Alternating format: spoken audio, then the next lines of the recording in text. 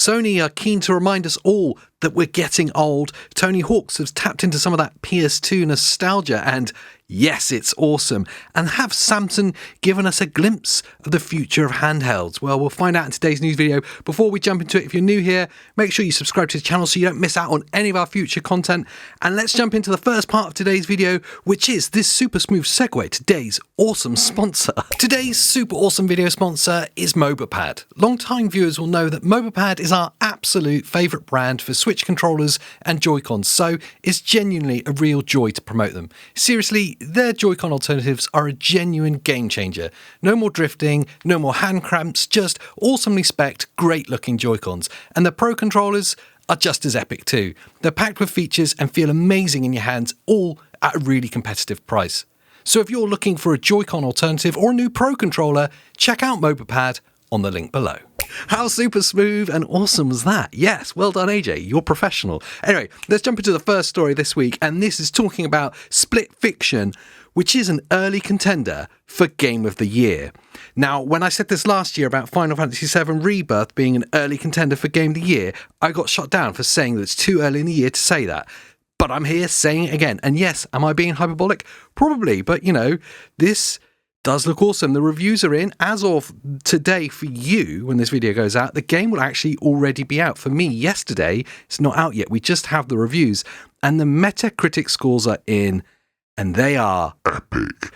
If you don't know, Split Fiction is a kind of new, awesome co-op adventure game from Hazelight. It does release on March the 6th, that is today. And the surprising thing about the Metacritic scores, in fact, the thing that surprised me, because I saw this game originally and thought it looks kind of cool.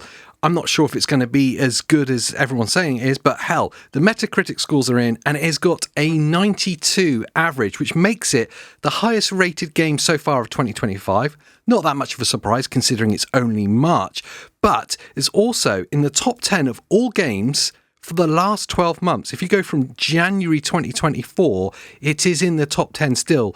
It is a 92 rating, which gives it the same rating as Final Fantasy VII Rebirth had back last year. And in fact, there's only 3 games that are rated higher than it in the last 12 months. You've got the Elden Ring DLC, Astrobot, and Metaphor ReFantazio. They're the only games rated higher than this in the last 12 months. So really, it's the 4th best rated game since January 2024, which does, in my book, make it an early Game of the Year contender. I'm excited to play it, but sadly, I don't have enough friends for a co-op action adventure.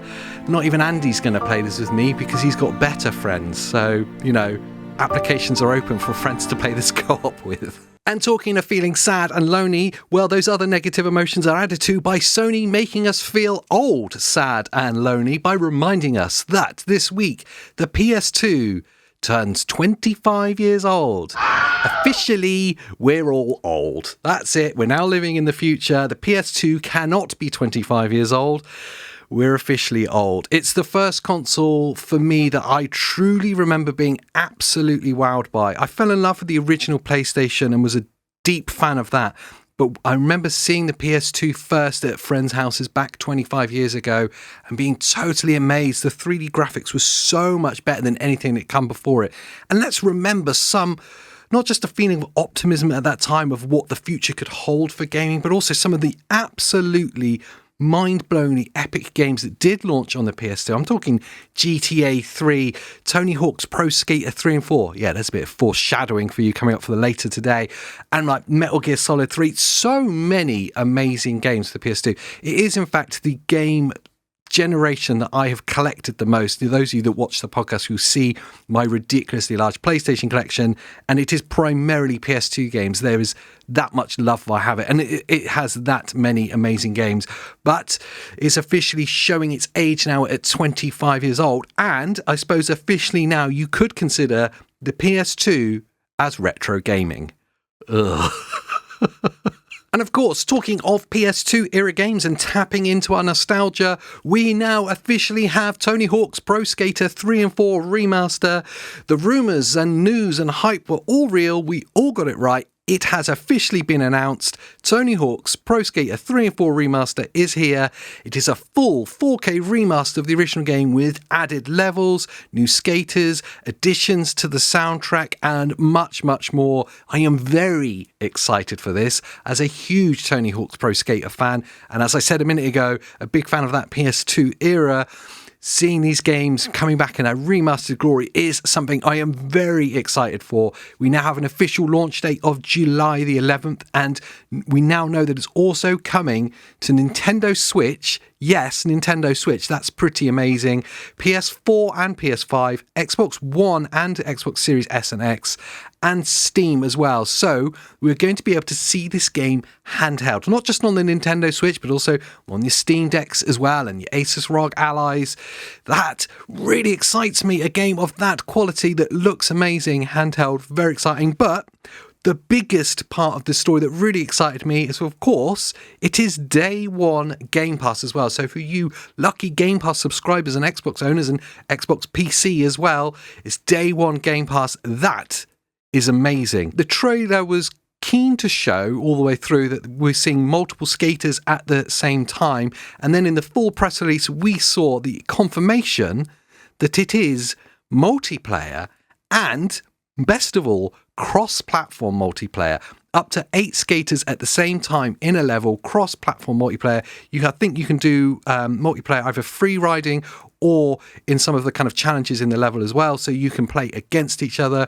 I'm really keen to see what that's going to be like. When we first heard the rumours about this, I know myself and Andy and producer Pete here were all talking about how cool it would be to play Tony Hawk's Pro Skater multiplayer, and there we have it. I think it was the Call of Duty level that really kind of led us to start thinking about how cool it would be to be able to play multiplayer Tony Hawk's in the game at the same time. And anyway, we have it. Multi-platform as well. Cross-platform, sorry.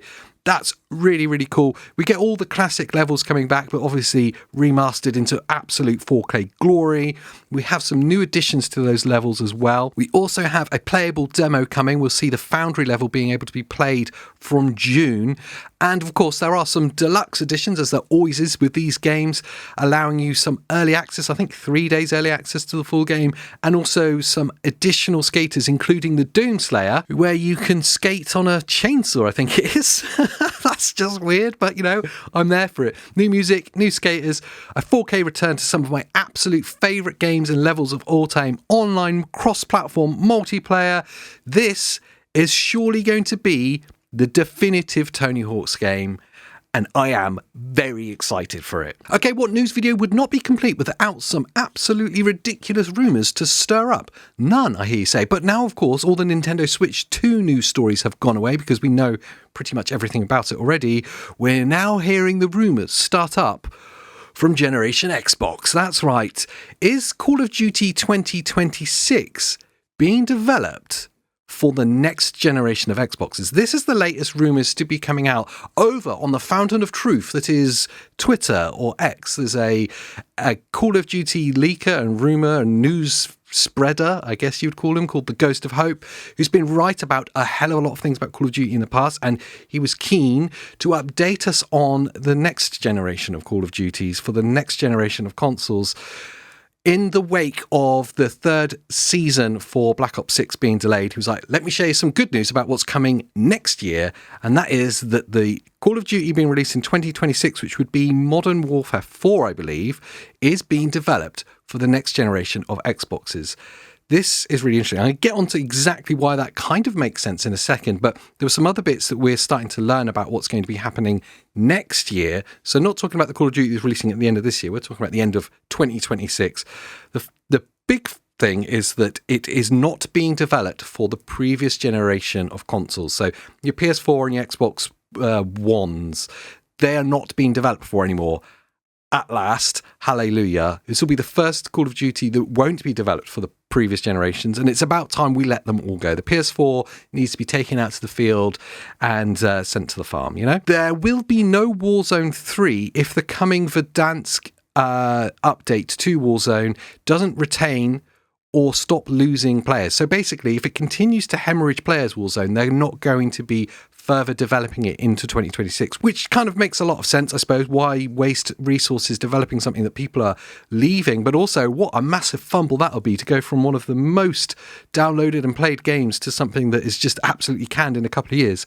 That's a huge fall from grace. But the big news is, of course, that the next generation Xbox developer kits are being sent out and used for this development cycle for the 2026 Call of Duty. It kind of makes sense, first of all, when you realise that Call of Duty is an Xbox-owned IP now, so it would make sense that if there was early access to development kits, that it would be for this game. It also makes sense when you remember all the things that Microsoft Gaming have said about the next generation of Xboxes. Firstly, is that it will be coming earlier than we expect, so earlier in the generation than you would ordinarily imagine, so it's going to beat the PS6 to its launch, and also that it will be the biggest generational leap in consoles that Xbox have ever done. So with the recent announcements for AMD and the AMD 9070 XT series and RDNA 4, we are more than likely going to be seeing the next generation of Xboxes using the RDNA 4 architecture, which is now out in 2025. For the consoles released next year. It all kind of ties in very seamlessly together.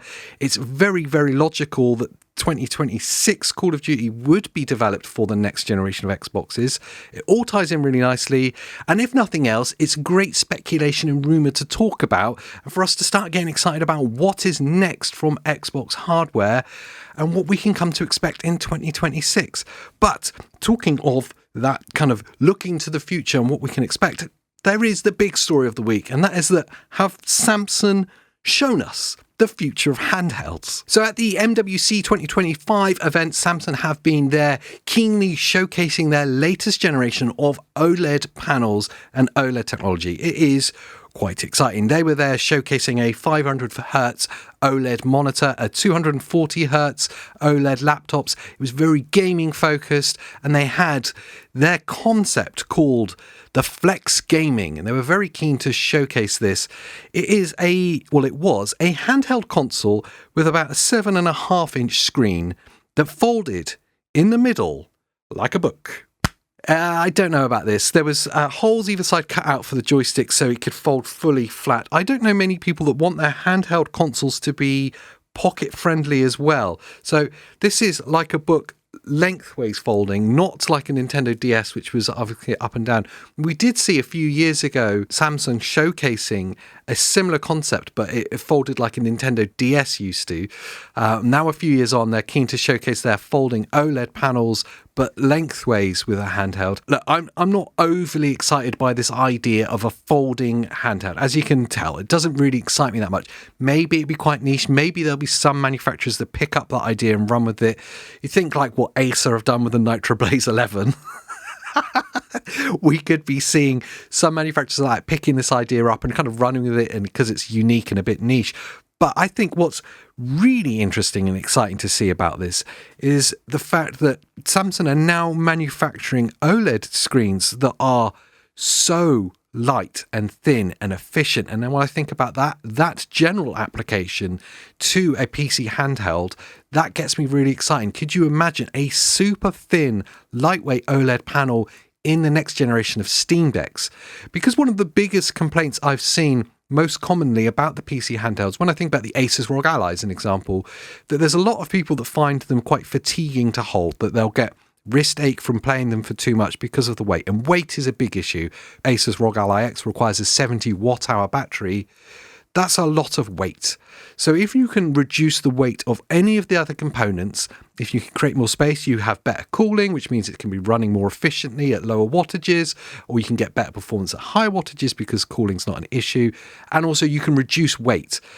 Reducing weight is going to be a really big thing. So it's actually genuinely exciting to see not the folding technology being used in a gaming application, but more that the screens are able to be so lightweight and efficient. And what that could mean for us in this handheld gaming space is genuinely quite exciting. I think the biggest drawback from this whole showcase from Samsung, I was genuinely hoping I would see it was more progress on OLED panels and VRR flicker, which is still a problem that's out there that none of the display manufacturers are particularly addressing or even particularly willing to acknowledge is a major issue. And it is a major issue with the majority of OLED panels. If you use VRR and you have an inconsistent base frame rate, then you're going to get severe flickering, specifically in the black areas of your image. So if you're playing a particularly dark or contrasty game, you'll have strobing happening if you have an inconsistent base frame rate. It's a really big problem that you can't overcome with the current OLED technology. So I was genuinely hoping from this showcase that Samsung may be showing us that they've overcome it with their new gaming screens because they were keen to focus entirely on gaming for this. But no, we've still not seen anything from that. Just super lightweight, super thin, foldable gaming panels and 500 hertz gaming monitors. It's quite exciting. It's interesting to see. I wouldn't want a foldable handheld. I don't really value their longevity. They do tend to crease and not hold up over time.